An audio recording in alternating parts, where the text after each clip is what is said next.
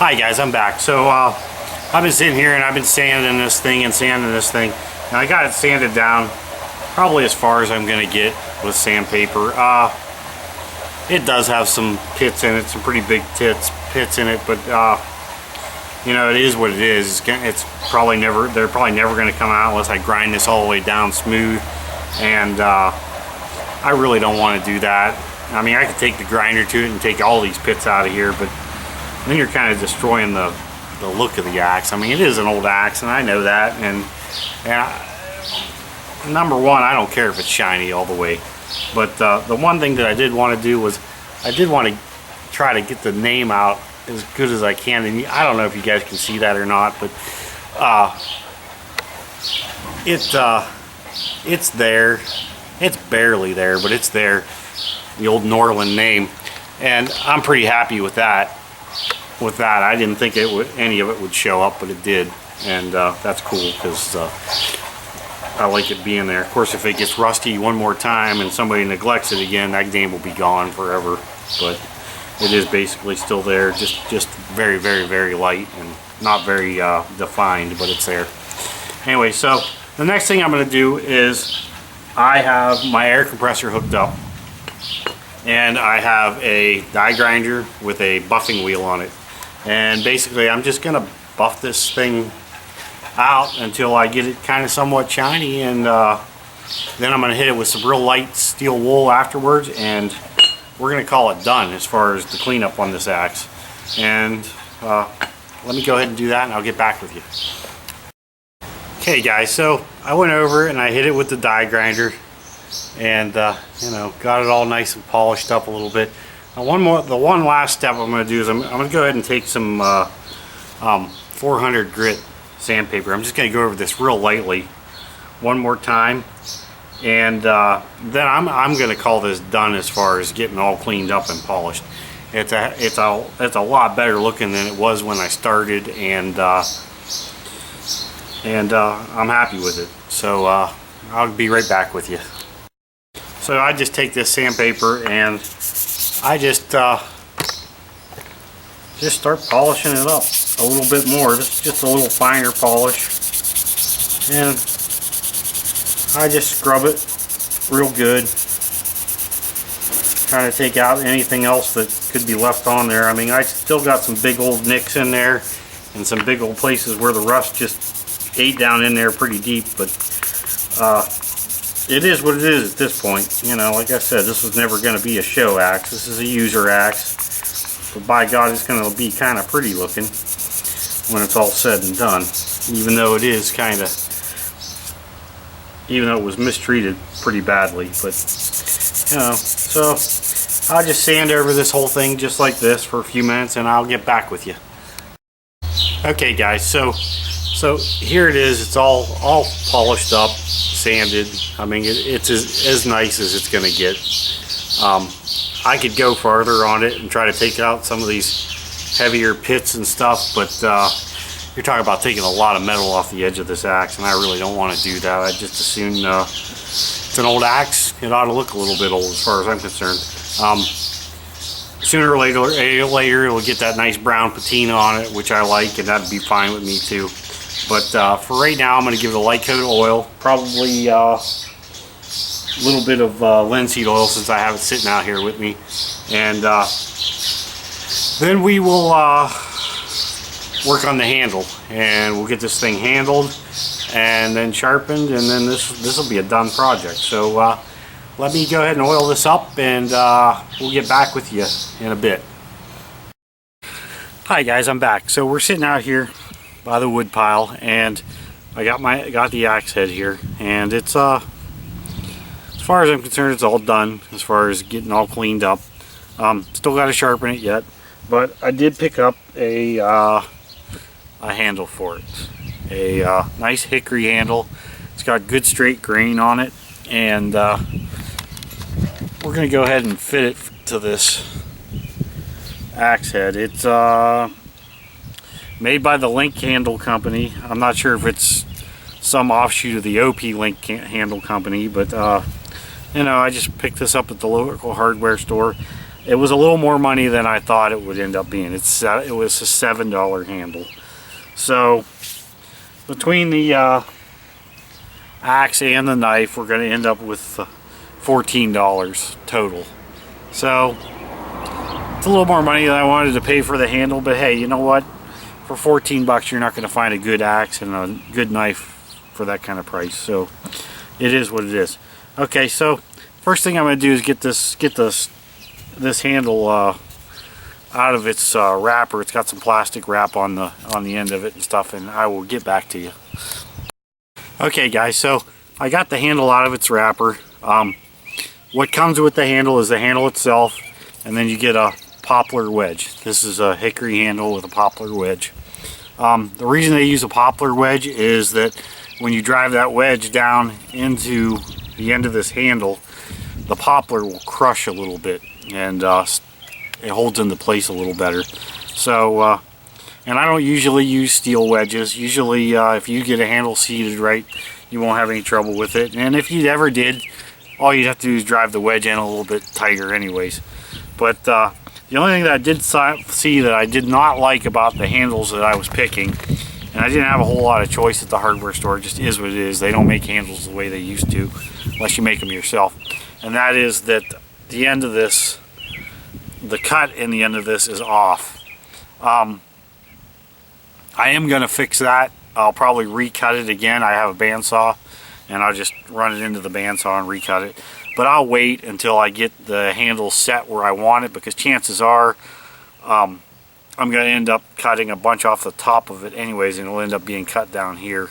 Well, not quite that far, but anyways, the whole idea is we're going to try to get that handle, get this head onto this handle so that it's down to about down to here, about down to there, about like that. I want about right here on the shoulder of this axe. I want about a 1/2 inch or 5/8 shoulder from the bottom of this hatchet to where this shoulder is. So that's what we're shooting for.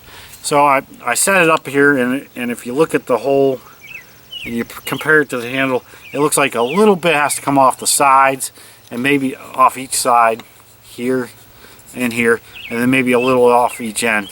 So the tools that we're going to use to refit that handle is, number one, just a plain old pocket knife. Sometimes it's nice just to use that, just to do a little scraping once in a while. And then the other tool is just a 4-in-1 file. Just an old 4-in-1 file that I have laying around. I got a bunch of them around. But anyways, let me go ahead, and I'm going to go ahead and take a little off here and a little off here, and get it so that it kind of fits in the handle a little bit better. So I'll be right back with you. So all I do is I take my file, and I just come along here, and I just start taking a little bit off the ends. And you don't have to take much, just a little bit.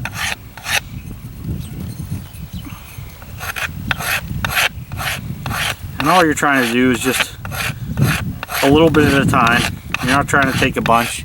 You just scrape a little bit of it at a time off.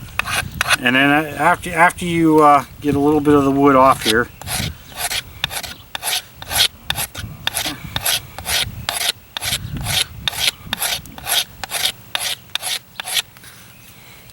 and after you take a little bit of the wood off, you just keep picking this handle up and checking it with the axe head, and just keep doing that until you get it to where it'll just barely start to fit on the head.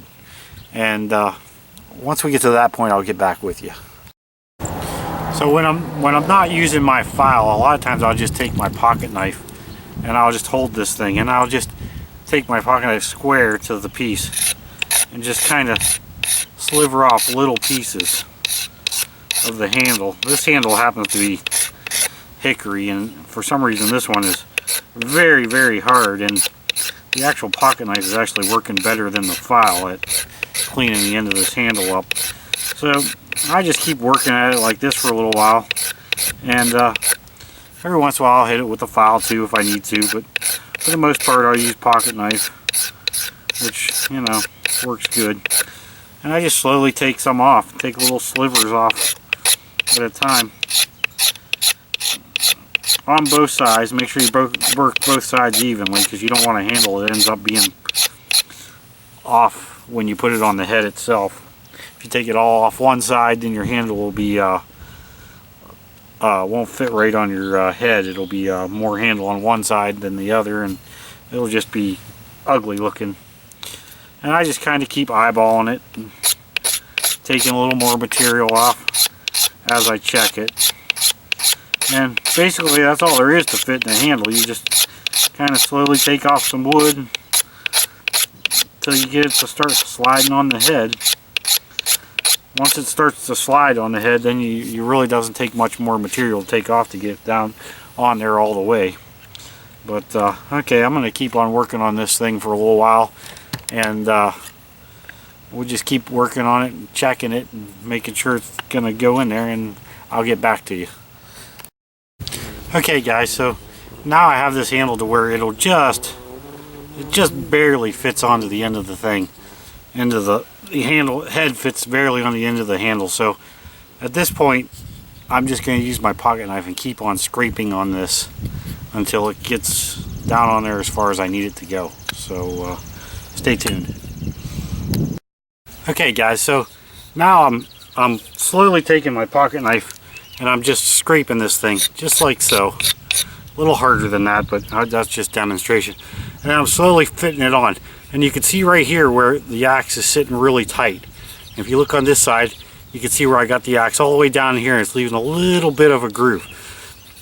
That tells me, all these dark spots tell me a little where I should be taking a little bit more material off of.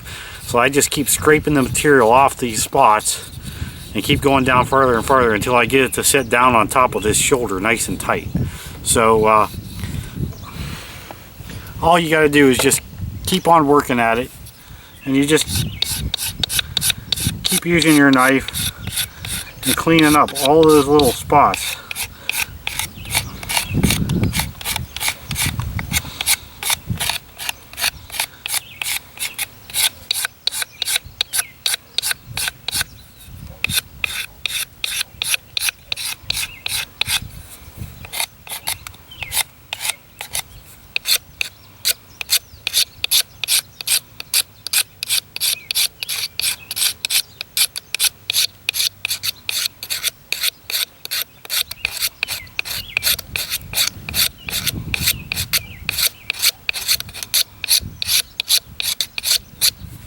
Then after you get so much off of it, you just retest it. And I keep doing that. I just take it and I slide it on there, and I try to slide it on as far as I can. And every once in a while I'll give it a little tap just to see if I can get it on a little bit farther. And then I take it back off and I scrape it a little bit more. I keep doing that until it's all the way down to where I need it. So stick with me, and I will keep working on this, and we'll show you what it looks like when it's properly seated. Okay guys, so I got it on about this far. Now I'd like to get it down to maybe about to the tip of my finger right there, about that far down. So what I'll do is I actually tapped this thing and got it on there pretty good. But now you got to get it off, and sometimes that's a tough thing. So what I got here is a brass hammer, and what I do is I flip it upside down like this, and then I just tap it off. So I'm not going to do that above my head, but anyways, that's how you get it off once you get it on there really tight. And it's close, so I'll go ahead and work on this a little bit and then show you what it looks like when it's seated in there real good. I'll be right back. Okay guys, so I got this thing seated on there pretty good. It's nice and tight now, and actually it wouldn't even fall off just the way it is right now. But the next thing I'm going to do is I'm going to cut this part off the top, probably leave about an 1/8 inch hanging over, and then I'm going to go ahead and put the wedge in, and then she'll be all done. Then all that's left is give the handle a good sanding and a little bit of linseed oil, and give this blade another sharpening, and we're all done with it. So let me get back to you, and I will we'll get this thing all finished up. Okay, guys, we're getting close to getting this thing done, but I want to take a break here because I want to keep these videos sort of short. So I'm gonna break this video up right here, and I'm gonna say thank you and thanks for watching. And if you could like, subscribe, and share the videos. But we're gonna go ahead and put these on the playlist in short segments, so that way you guys can see them all one time. But we're gonna go ahead and break it up because they're getting too long and the downloads take way too long to upload onto YouTube. So thank you.